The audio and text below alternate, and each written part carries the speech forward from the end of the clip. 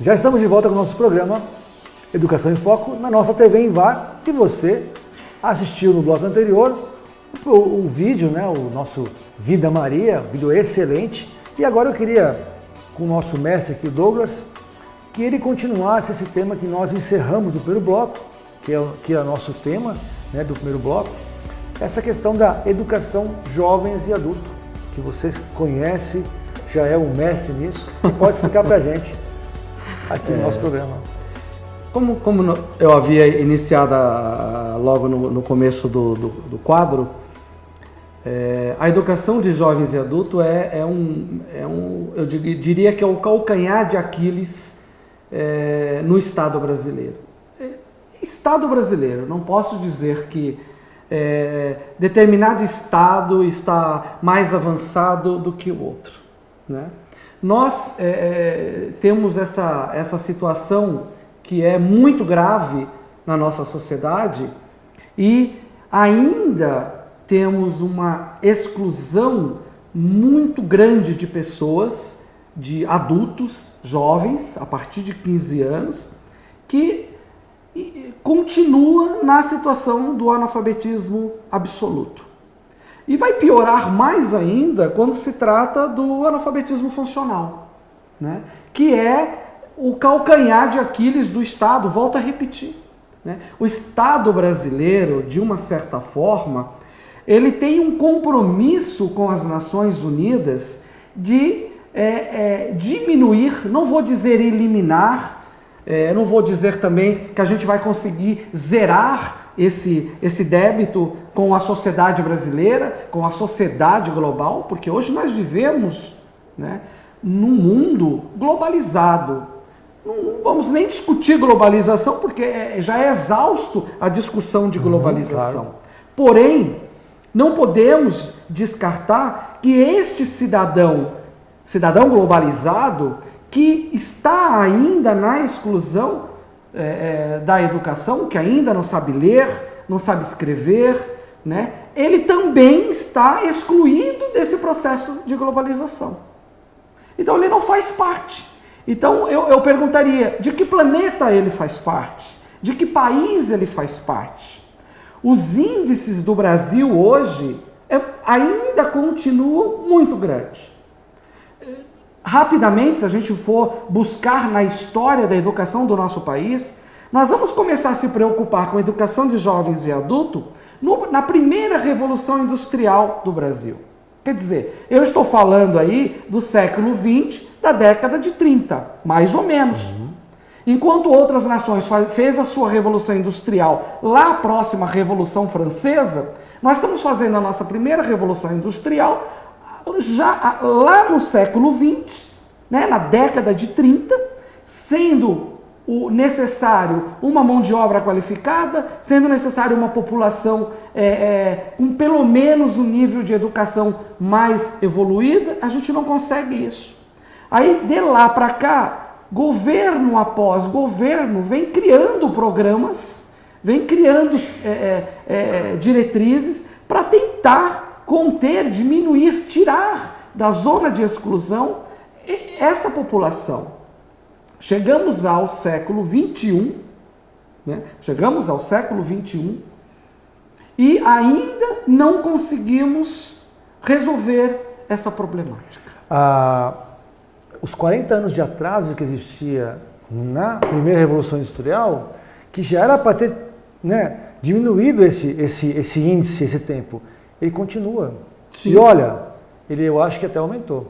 40 anos de atraso na questão da educação. Sim. E o nosso país não pode, no tamanho que é o nosso país, não pode ter essa forma. Perfeito, né? Porque naquela época nós éramos em 30 milhões, 40 milhões, hoje nós estamos em 210 milhões na população. E temos esse débito enorme para ser saldado com as Nações Unidas, com o mundo. Por quê? Um país tão rico, né? Porque é um país, em termos de indústria, temos lá os nossos avanços, estamos lá numa sexta economia, partindo, infelizmente, devido a toda essa crise, ainda talvez caímos aí para a oitava ou nona economia, claro. Mas ainda hoje nos sustentamos na sexta economia do planeta Porém, temos uma educação que ela é absurda. Eu não vou ser repetitivo porque quase todos os programas de jornal, seja jornalístico na TV, seja na internet, eles narram essa questão, essa problemática da educação. Mas sabe, Rogério, o grande problema que eu vejo na educação de jovens e adultos hoje está na vontade do dirigente, na vontade dos nossos governantes. Enquanto estes governantes, seja ele na esfera municipal, estadual, até federal, apesar da esfera federal desenvolver programas, desenvolver diretrizes, quando chega na esfera municipal, isso parece que seca. Eu não consigo chegar no município, por exemplo, e falar para o município, olha, por exemplo, aqui mesmo em Peruíbe, né? Olha, nós aqui em Peruíbe, temos, com certeza, eu tenho lá, se a gente for levantar de porta em porta, em todas as famílias em Peruíbe, e perguntar lá, existe alguém da sua família que ainda não sabe ler, escrever? Se ele não tem, ele vai saber alguém que tem. Olha, fulano não foi alfabetizado, ele não sabe ler, não sabe escrever. E eu julgaria aí por baixo, eu estou falando de alfabetização absoluta, ainda não entrei na funcional. No analfabeto absoluto, os municípios, aí, a grande maioria dos municípios, está na ordem de 10% da sua população. Então nós estamos falando de se uma cidade tem 70 mil habitantes, eu estou falando que 7 mil são analfabetos. E aí, vou fazer o seguinte, nós temos o segundo bloco, eu já vou entrar no nosso quadro 2, que é o Justificando. A gente vai mudar um pouquinho aqui, porque esse tema está muito importante. Era um outro tema, mas para continuar a sequência, o bloco Justificando agora vai começar a falar sobre isso. Então, eu queria que você continuasse falando sobre isso, que é muito importante. Perfeito. Tá? Eu acho que o bloco Justificando agora, nós vamos voltar nesse tema de educação de jovens e adultos. Perfeito. Vamos lá? Vamos lá.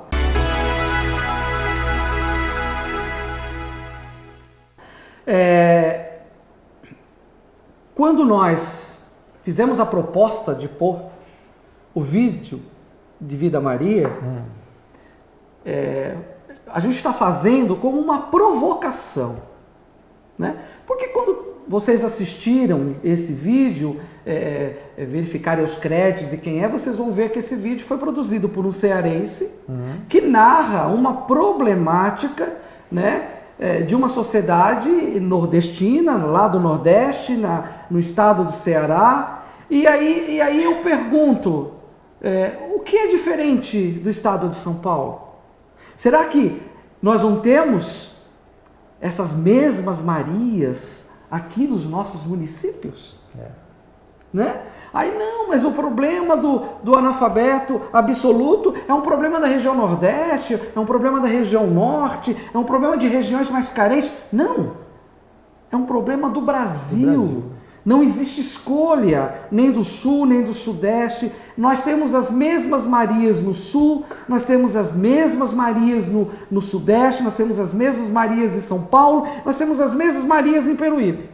E que, no decorrer da sua vida, foi jogada à exclusão, porque não, você vai ser uma dona de casa, você vai ser uma mãe, você não precisa ler, você não precisa escrever. Não, você não precisa disso. Vai ter a sua vidinha assim. A sua vida é essa. E aí ela passa para a filha dela, que passa para a neta, que passa para a bisneta. Né? E hoje nós estamos vivendo isso, há 40 anos vivendo essa vida Maria. Né? E o que a gente tem que fazer? A gente tem que mudar. Os nossos políticos, a nossa educação, a nossa população tem que cobrar. Porque o mundo está nos cobrando. E aí, Douglas, só para pegar esse gancho, muitas vezes a gente ouve o pai que não teve a condição de ter um ensino suficiente, fala assim, não, eu quero tudo de melhor para o meu filho na questão da educação. Mas, muitas vezes nós percebemos que isso parte da boca para fora. Não há um acompanhamento da própria família e do Estado maior também não há. Então, continuamos, né, A família quer melhorar, mas as Marias, digamos assim, continuam aparecendo, porque não tem um acompanhamento digno para essa questão da educação. Para isso, é claro que esse tema ele não se esgota nesse quadro. Muita coisa né? tem que falar ainda. A nossa ideia, né, Rogério, o nosso objetivo é fazer que vamos continuar por mais alguns programas, questionando, conversando com vocês a respeito desta problemática. E convido aos meus colegas professores que mandem ideias, relatem o que vocês acharam desse vídeo. No final do programa nós vamos falar de que forma essas pessoas poderão entrar em contato conosco.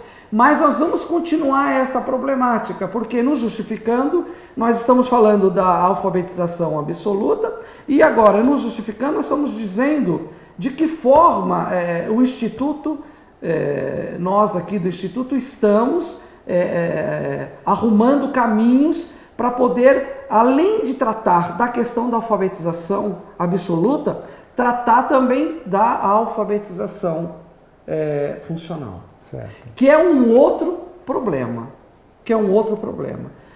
A alfabetização funcional, ela não passa só pela questão de mercado de trabalho, passa pela condição com que os nossos alunos saem das escolas e de qualquer modalidade, viu? Não precisamos falar que, o meu filho saiu analfabeto da educação infantil. Não, ele vai... Ainda hoje nós temos, né, crianças, jovens, saindo das modalidades de ensino, sem saber ler direito, sem saber escrever, sem saber interpretar um texto, e isso até em nível superior. Com certeza. E isso é o analfabeto funcional. Maravilha. Quer dizer, não tem só uma questão de mercado de trabalho, não. Analfabeto funcional porque não tem qualificação profissional. Não. Ele não tem o básico. A base que necessita. A base da educação, que é saber ler, escrever, ser crítico, né? Discernir em cima dos temas. E esse é um problema que a gente vai começar a discutir também no programa. E esse é um problema que nós vamos discutir no próximo bloco, que você vai ficar aí ligadinho no nosso próximo bloco. Eu vou dar um breve intervalo e daqui a pouquinho estamos de volta com a nossa TV em VAR, o nosso programa Educação em Foco. Rapidinho.